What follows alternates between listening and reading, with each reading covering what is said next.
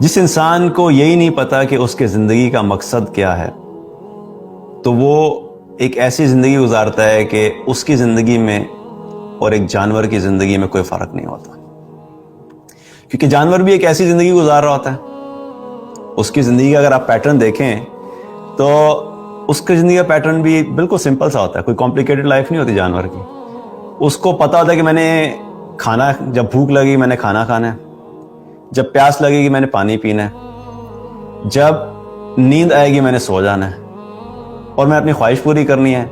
اور that's it. بس یہ 2-3 کام ہے میری زندگی میں، اس کے علاوہ اس کی لائف میں اور کچھ بھی نہیں ہوتا۔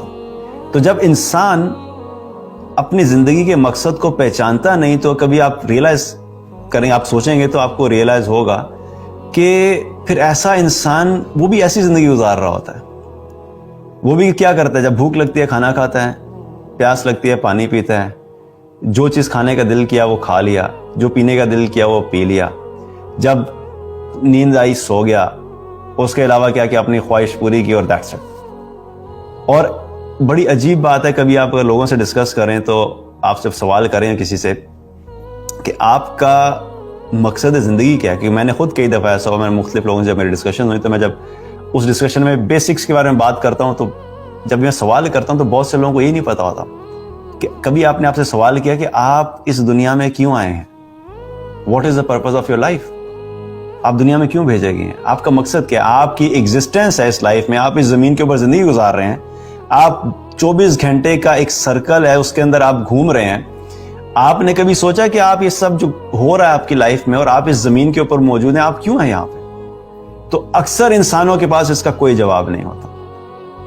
کیونکہ یہ سوال ایسا ہے جس کا جواب ہمیں نہ سائنس کی بکس میں ملتا ہے، نہ میڈیکل کی بکس میں ملتا ہے، نہ آئی ٹی کی بکس میں ملتا ہے، نہ فائننس کی بکس میں ملتا ہے۔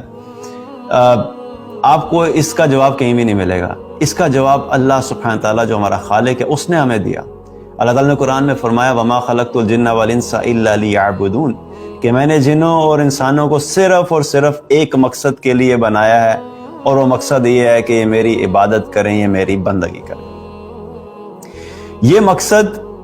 ہمیں قرآن سے پتہ لگتا ہے، یہ مقصد ہمیں رسول اللہ صلی اللہ علیہ وسلم نے بتایا، یہ مقصد اللہ سبحانہ تعالیٰ نے انبیاء علیہ السلام کو بھیجا دنیا میں کہ جا کے وہ لوگوں کو بتائیں کہ ان کی زندگی کا مقصد کیا ہے۔ ان کا ایک رب ہے، ان کا ایک الہ ہے، ان کا ایک خالق ہے، ان کا ایک مالک ہے جس نے انہیں زمین پہ بھیجا ہے، اور زمین پہ آنے کا مقصد یہ ہے کہ اس رب کو پہچانو، اس خالق کو پہچانو، اس مالک کو پہچانو، اور اس کی اطاعت کرو اور اس کی بندگی کرو، اور نہ صرف اس کی اطاعت اور بندگی کرو بلکہ صرف اور صرف اسی کی بندگی کرو، اس کے علاوہ کسی اور کی عبادت نہیں۔ تو اللہ سبحانہ تعالیٰ نے یہ مقصد واضح طور پہ قرآن میں ہمیں بتا دیا۔ اب جس شخص نے قرآن ہی نہیں پڑھا، جو قرآن کو مانتا ہی نہیں، یا پڑھا بھی ہے تو اس کی سمجھ ہی نہیں ہے اسے، تو اس کو کیسے پتہ لگے کہ میری زندگی کا مقصد کیا ہے؟ تو اللہ سبحانہ تعالیٰ نے یہ مقصد بیان کیا۔ اور بڑی عجیب بات ہے کہ انسان نا بڑی عجیب چیز ہے۔ میں کبھی کبھی سوچتا ہوں کہ ہم لوگ بحیثیت انسان اپنے آپ کو تو بڑا سپر سمارٹ سمجھتے ہیں کہ بھئی ہمیں ہر چیز کا پتہ ہے، ہمارے پاس ہر چیز کا جواب ہے، لاجیکلی پروف کریں گے، تھیوریٹیکلی پروف کریں گے۔ لیکن جب فنڈامنٹل کوسچنز آتے ہیں لائف کے تو بڑی حیرانگی ہوتی ہے کہ اتنا پڑھا لکھا انسان، اس کے پاس ڈگریوں کے انبار ہیں، ڈبل ایم جو ہے پی ایچ ڈی بھی کیا ہوا ہوگا، ایم ایس بھی کیا ہوا ہوگا، لیکن اس سے جا کے آپ سوال پوچھیں گے بیسک تو اس کے پاس جواب نہیں ہوگا کہ ہم اس دنیا میں کیوں آئے ہیں، تمہاری زندگی کا مقصد کیا ہے۔ تو ہمیں کیا کرنا ہے کہ ایک تو اپنے مقصد زندگی کے بارے میں بار بار ریمائنڈ کرانا کہ اللہ تعالیٰ نے مجھے یہاں پہ اس کام کے لیے نہیں بھیجا کہ میں دنیا میں وقت ضائع کروں، میں اس لیے نہیں آیا کہ میں صرف مال کمانے میں اپنی انرجیز لگا دوں، میں اس لیے نہیں آیا کہ میں مال کما کے اپنے برانڈز اپ گریڈ کرتا رہوں، میں اپنی گاڑیاں اپ گریڈ کرتا رہوں، میں اپنا گھر اپ گریڈ کرتا رہوں، میں اپنے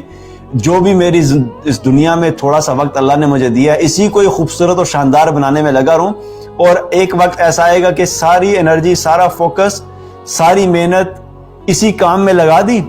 اور جب اس دنیا سے جانے کا وقت آیا تو اس وقت ریئلائز ہوا کہ جو میرا اصل مقصد تھا